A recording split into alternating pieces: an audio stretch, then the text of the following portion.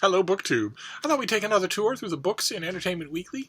Those of you who might be new to the channel, I sometimes go through the entertainment magazine, Entertainment Weekly, which has a huge subscription count and is everywhere in every doctor's office and grocery store in the country, and therefore reaches a wider and more varied demographic than, for instance, explicitly literary journals tend to do. And look at the book coverage, which you'd think would mean going all the way to the back of the magazine and just staying there. But as we've discovered many times in many issues of Entertainment Weekly, the magazine is saturated with bookish content of one kind or another. It's true, the actual book section is at the back, but the rest of it is, there's books everywhere in the thing. So I always think it's fascinating to go through it. And that's all that I require, is that I be fascinated. I'm mostly here to amuse myself. But as you can see from the cover of this one, this is the Oscar issue. So books are going to get shunted even further aside. Yeah, there's Chadwick Boseman right inside the front cover. Of course, the reason Black Panther is on the cover is because it made history for being nominated for Best Picture, even though it's a superhero movie. But even so, I'm willing to bet that there will be quite a bit here that I don't know anything about. Those of you who are new to the channel, I have an old friend who works in Hollywood.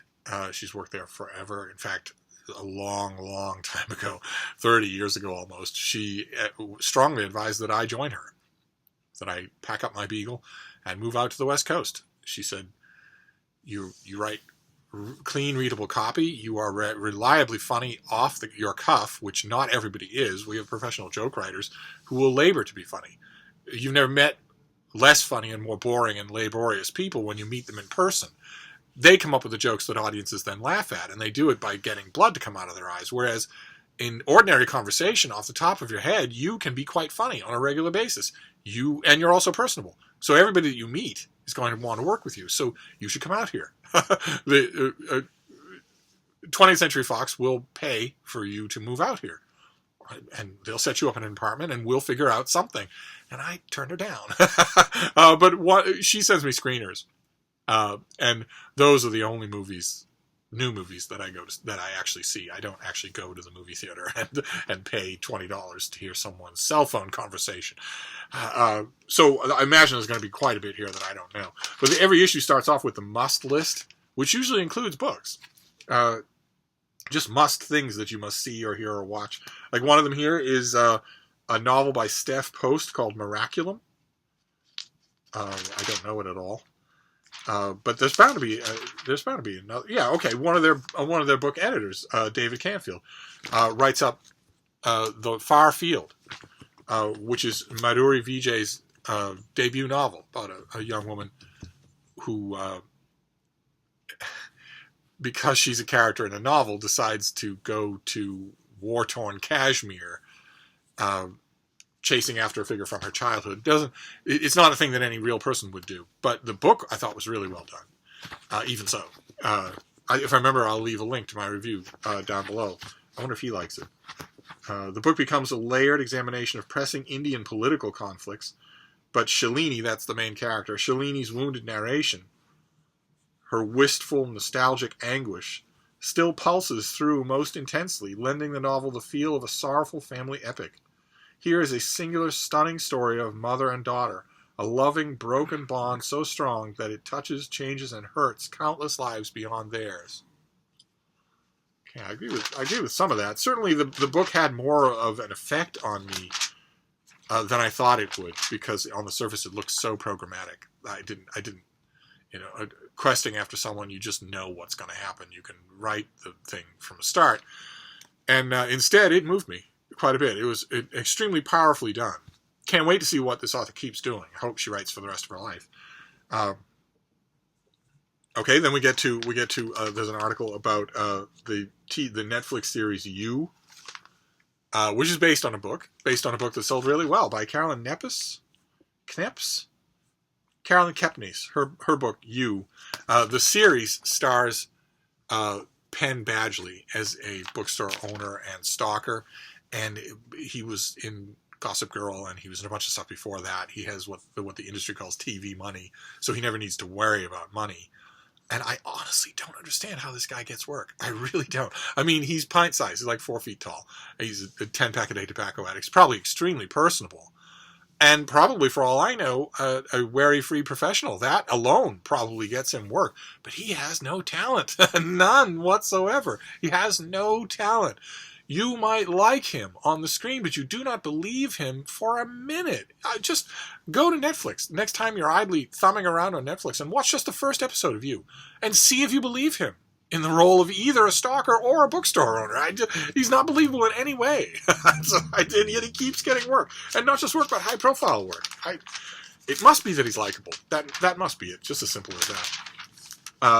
Okay. See, here we get to the big Oscar feature, which is where I'm going to let you down, because I haven't seen, I don't think, even all of the contenders for Best Picture, and most of my reactions to the other categories are mainly outrage, because Glenn Close was not nominated for Best Actress in The Wife, and I am perfectly willing to leave this up to you. You watch as many of the performances that were nominated as you want, and watch her in The Wife, and when you're done, come back and tell me that you think that hers was less powerful a performance than theirs. It's a powerhouse performance. And I don't think she got nominated. If am I remembering it correctly? I'll get to that category. So the first one is Best Picture. And the nominees are Black Klansman, which I haven't seen, Black Panther, which I have seen, and I liked it, but I don't see why it's being nominated, except that the Academy is getting more and more leery of simply ignoring all of these movies that make $1 billion. And they'd have felt pretty foolish nominating Aquaman, so they have to nominate something.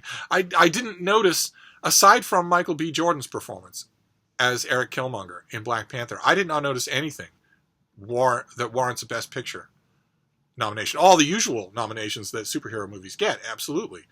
Special effects, sound design, that sort of thing. But Best Picture is something else again. And all the goodwill in the world to Black Panther, I loved it as a movie. But the award is supposed to go to excellence. And it's just a really good superhero movie. But superhero movies on their own are an extremely hobbled subgenre. I don't know. I didn't get its nomination. I really didn't. Then Bohemian Rhapsody, and Bohemian Rhapsody's nomination is being plagued now because its director is Bryan Singer. And finally, just recently in the news, stories have started to break that I have been waiting for 10 years.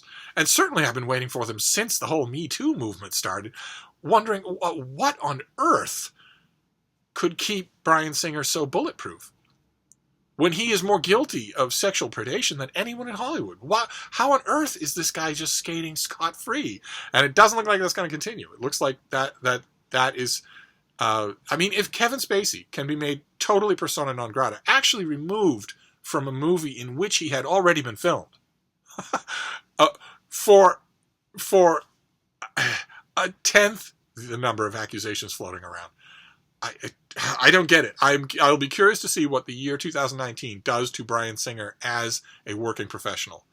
If at the end of 2019 he can still pull down a multi-million-dollar movie to direct, or is slated for a new X-Men franchise or whatever, I honestly don't know. I honestly won't know what to think of that.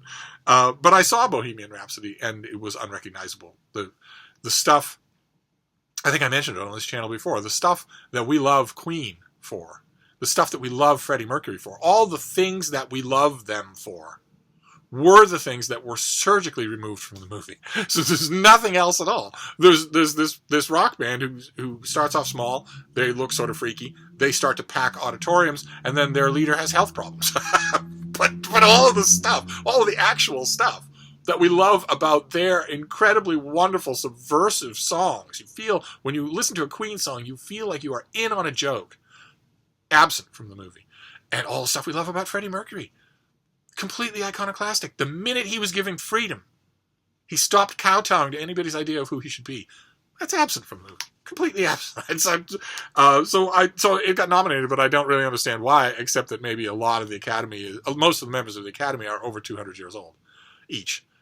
So they're remembering when they were in their 140s when Queen first burst on the scene. It probably made them nostalgic. And then there's The Favorite, the Queen Anne movie starring Olivia Colman, who as Queen Anne, just an absolutely deadpan, fantastic job. What a weird movie that is. Very enjoyable. Then The Green Book, which I saw. It's one of the other ones I saw, and it seemed very manipulative to me. It seemed, I don't know that I would have put it for Best Picture. It was well done. All of it is well done, and it's moving, and I guess that is supposed to mean something, but I didn't believe a word of it. I mean, it's based on the truth. Most of the stuff that's in it is at least first cousin to something that actually happened. But you know what I mean? In terms of the movie, I didn't believe a word of it from start to finish. I knew the whole time that I was in a movie. And not just a movie, but an extremely predictable, manipulative movie. Really good performances. But then Roma, which everybody's talking about and I haven't seen. I don't have a screener for it. A Star is Born. I don't have a screener for it. Didn't see it.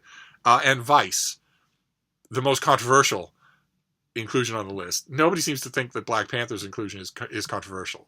Sooner or later, this was going to happen to a superhero movie. These things can't keep making the gross national product of a small country and be ignored by the Oscars. That was that whole fiasco about popular movies. They were going to invent a new category specifically so that they could honor superhero movies. And that was bound to happen. That wall was bound to break. Vice is controversial for another reason. The people who really hate it. And the people who love it really love it. I thought it was brilliant. Absolutely brilliant. And you won't find a more outspoken opponent of the George W. Bush regime, the Dick Cheney regime, than yours truly. And especially, as I mentioned on this channel many times, the insane idea of getting in front of the well of the Senate and declaring war on an ideology, declaring war on an idea. So I'm not declaring war on the Empire of Japan. I'm declaring war on the concept of terrorism, which gives my government and my military-industrial complex a blank check to make war on anybody they feel like, forever. I said it at the time, watching the address on TV. And here we are, 20 years later, we're still at war. Anyway, so those are the nominations for Best Picture, and then Entertainment Weekly goes through the nominations one by one. They break down who the director is, all the stuff about it, what stats are involved, a rough idea of the plot outline. Then we go to Best Director, and you have all these people whose work I don't know. That's where I watch the film people on YouTube, all the film walk channels. They know their directors. I don't know directors from beans. So you get to all of that, and then you get to Best Actress. Oh, Glenn Close was nominated. What am I talking about? Okay, she was nominated for The Wife. Thank God. I thought somewhere I'd read that she hadn't been. So we have Yalitza Aparicio for Roma, Glenn Close for The Wife. Astonishing performance, staggeringly powerful. Olivia Colman for The Favorite as the Queen, Lady Gaga for A Star is Born, and Melissa McCarthy for Can You Ever Forgive Me, which I thought was novelty casting. And then I have a screener for Can You Ever Forgive Me, and I watched it. It has Richard Grant in it, and it's just wonderful. She does such a wonderful job.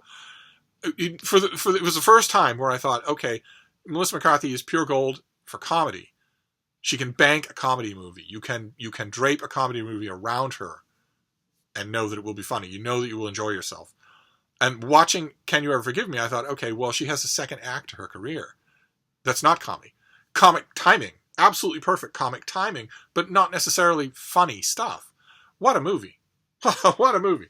Not that it matters, because there shouldn't be any competition here. I know, I haven't watched some of the categories, but nevertheless, there shouldn't be any competition. Glenn Close should steal this thing. It should be just handed to her. They shouldn't even read the other candidate. Just go into the audience and hand her the award. But how much do you want to make a bet she doesn't win? Then Best Actor, we have Christian Bale in Vice. He was Dick Cheney. You do not recognize him. It's an incredible feat of transformation. And I can't stand Christian Bale. I think he's just a horrible person, a lout, a loser, a thug, and largely overrated. But my God, what a job he does in Vice. Just, props where they're due. What a job he does in Vice. Then Bradley Cooper in A Star is Born. Enough said. Willem Dafoe in At Eternity's Gates, Rami Malek and Bohemian Rhapsody, and Viggo Mortensen in Green Book. Viggo Mortensen, Aragorn. I really don't. Again, I don't really like the guy, but I haven't seen all of the performances, but I don't think there's any chance that anyone does a more enthralling job than Christian Bale. as Dick Cheney. I don't imagine that it could be possible. Then we have Best Actress, Amy Adams in Vice. It was a blank of a performance. I don't get why she's nominated. Marina de Tavira for Roma. Regina King for If Beale Street Could Talk, which I haven't seen. Feels terrible. Emma Stone for The Favorite. And Rachel Weisz for The Favorite. I think the last two of those did a pretty good job, but Olivia Colman was just so good as Queen Anne. Just such a wonderful combination of absurdity and sadness that I didn't really notice the other two. I know they're very talented, but I didn't really even notice them. Then Best Supporting Actor, Mahershala Ali for Green Book, Adam Driver for Black Klansman, Sam Elliott for A Star Is Born. He's never bad. Richard Grant for Can You Ever Forgive Me, and Sam Rockwell as President George W. Bush in Vice. And you can't predict these things. You can never predict these things. I'm pretty sure that the Academy will give the award to Mahershala Ali, but it ought to give it to Richard Grant. And it's both of the performances are one note.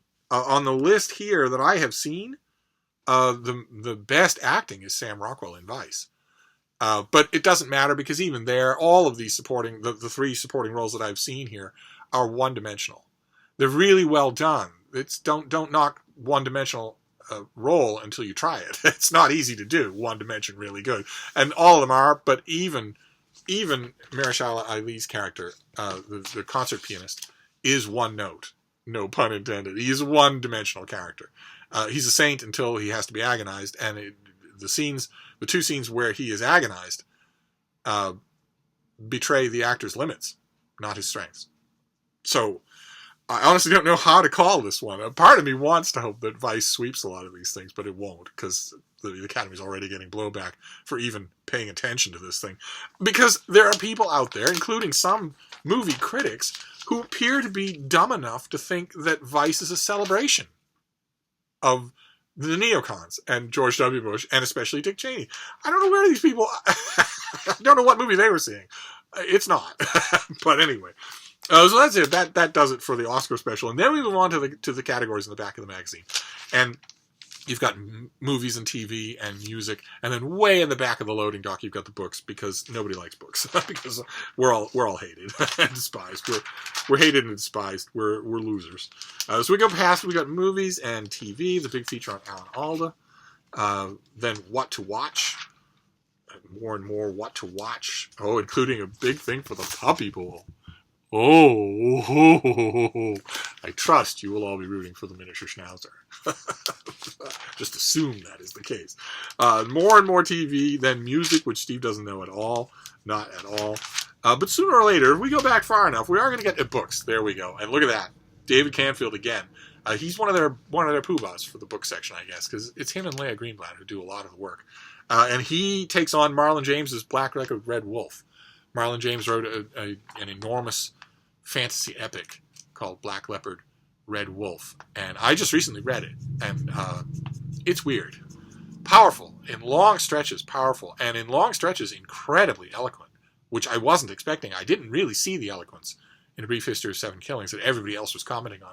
I didn't really notice any in that book, even though critics were mentioning it, but boy, oh boy, you can't miss it in this book. It's powerful and visionary.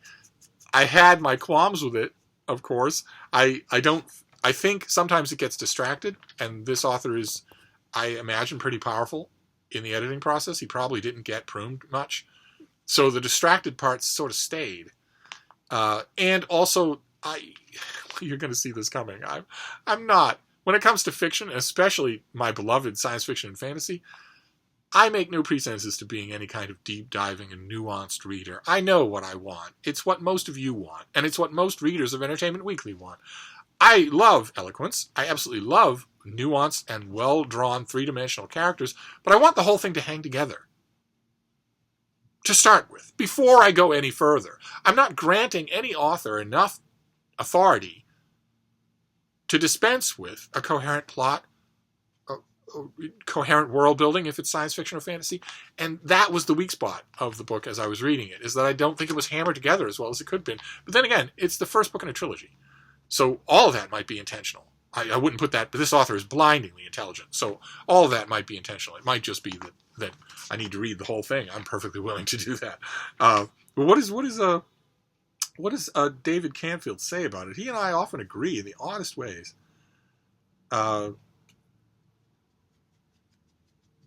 Yeah, okay. James depicts sex like nobody else, evoking its kink, its stink, its beauty. That's one way to put it. And it is noticeable in the book, definitely. And here he employs that skill to capture queer love with its sensationally true mix of tenderness, vulgarity, and passion. He subverts masculine norms and rails against the patriarchy. See, but the subverting of masculine norms was occasionally done okay. The railing against the patriarchy stuck out. The 2 times that I noticed it, it stuck out. Whereas, for instance, another fantasy epic in this month, The Prior of the Orange Tree, is implicitly and entirely a rail against the patriarchy, and yet it wasn't done in a tokenism kind of way. So I never stubbed my toe on it. I thought, let's go on. What does he say here? His hyperactive plotting will lose you. Don't expect much linearity. Okay, there we go. That's true. That's true. And I admit that kind of bothers me. I am a meat and potatoes fiction reader.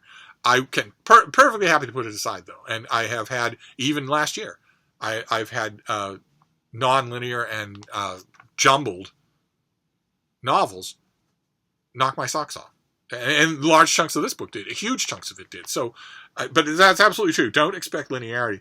But it's still awe-inspiring. For all its political power and artistry, Black Leopard triumphs in James's swagger. This is a revolutionary book. Okay. I kind of sort of agree with that. Although I'm not sure why the concluding 2 lines like that would be followed by a B+ rating instead of an A. I'm not sure why that would be true. Then Leah Greenblatt reviews Dana Zapnick's The Falconer, which I have not read. And she also reviews On the Come Up by Angie Thomas, who did The Hate U Give, which I didn't love anywhere near as much as all of its fans did. I just didn't see what all the hype was about. So I was a little bit leery about her new book, On the Come Up, and I loved it. Absolutely loved it. So I'm hoping that Leah Greenblatt doesn't say, from such a great start, how disappointing. Let's see here. So it's all about a young woman who wants to follow in her father's footsteps as a DJ, a music mixer, and a rapper. Even though she's from a poor neighborhood, it's the same setting sort of as The Hate U Give. She doesn't have any of the I guess now we would call it privilege that she really needs to start the career she wants, but she's determined to do it anyway. And boy, oh boy, just like in The Hate U Give, the main character On the Come Up is the book. Only I thought the main character in On the Come Up was better realized. Just better realized from start to finish. Some of the basic mistakes in The Hate U Give I didn't notice in the next book. But anyway, winning a local rap battle proves that the main character has the talent, but it also makes her vulnerable to predatory managers, to local gangbangers, still holding on to the past history with her dad, and maybe most of all, to the snap judgment of a wider world that sees her skin and her circumstances and assumes it knows who she is. On the Come Up offers the antidote to all that, a complicated, imperfect heroine who lives and breathes her truth on every page. Okay, I agree with that completely. But why does this also get a B+? Isn't that good enough? In either of those cases, isn't that good enough for an A? Boy, oh boy, though. On the Come Up is, I'm sure, going to be optioned into a movie, just like The Hate U Give. But I firmly believe that the star of On the Come Up will be in the Oscar issue, because the lead role for On the Come Up is just made for an Oscar contending performance if they can get the right person. Fantastic. All right, so there you go. You knew that it was going to be slim pickings because it's the Oscar issue of Entertainment Weekly. So the Entertainment Weekly, as the premier entertainment industry magazine, has other things to worry about than boring old books. But nevertheless, that was fun for me. So I'll wrap this up. But I will see you soon. Thank you, BookTube.